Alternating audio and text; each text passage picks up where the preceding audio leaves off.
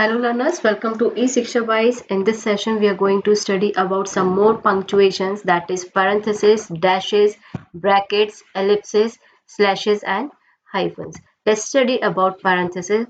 See, parentheses is pair of round brackets and it is like not very frequently used. We use commas more, for example, and it is used to give some extra information.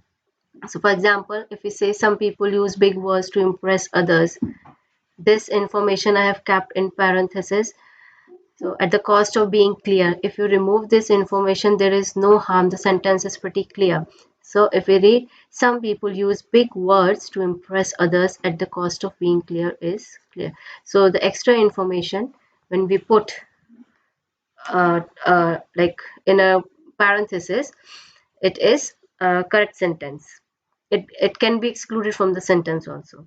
Next use is when we use the numbers in the sentences or in a paragraph, we use parentheses around it. Okay, like failing to close the feedback loop can take several forms. Number one, again, it is we have used parentheses over here, not listening to our messages, and number two, not listening to our receivers feedback. So we can use the parentheses and while numbering also.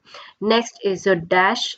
Dashes is used with this, the big one, and it is used in place where you can use the commas or parentheses also.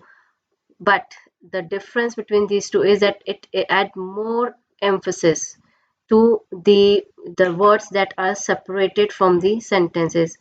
Like studies have shown that as much as 78% of meaning is transmitted non-verbally. Now I've segregated this with the dash, that is without words. So I am explaining here is, though I'm giving the extra information, but it is giving more emphasis or a more impact on the message. I'm talking about the non-verbal communication, that is without words. So here we use dash, and it is also used in place of a colon. Like you have a list, a number of series over here, there instead of using colon you can use dash also. Like we have a variety of communication media available for us, dash, telephones, memos, letters, interviews, group meetings and so forth. Next is your brackets. This is we also say it as a square bracket.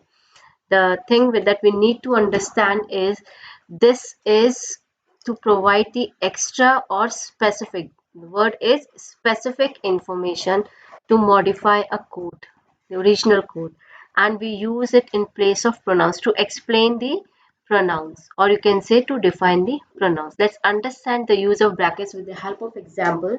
Your original sentence is, if we use, we will cover three major changes in our compensation plan.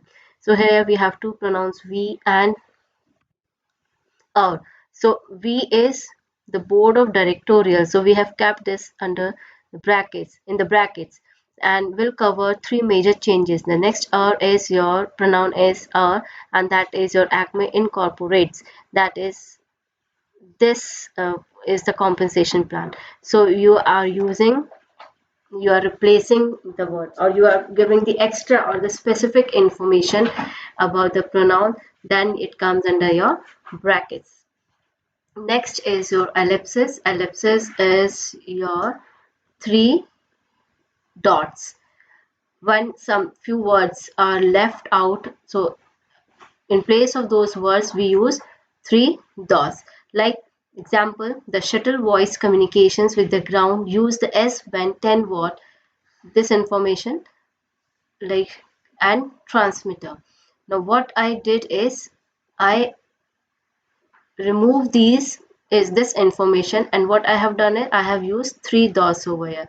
The three dots means these are ellipses that I have left few words from the sentence. Next is your slash. Slash is this, that is where you give a kind of a choice or options.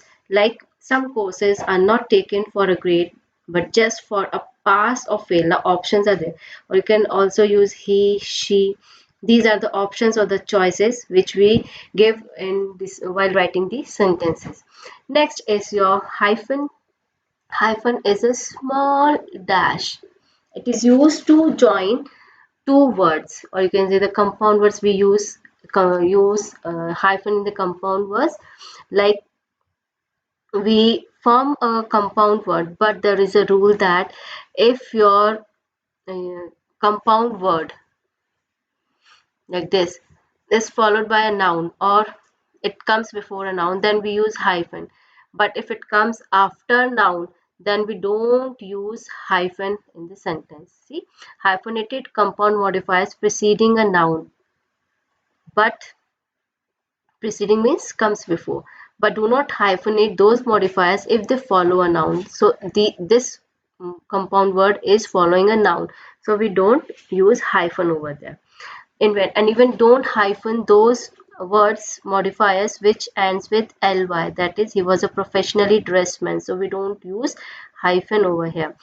Another thing is that between your compound numbers, between your this 21 and 99, we use hyphen while we write inverse. I hope you like the sessions. Thanks for watching.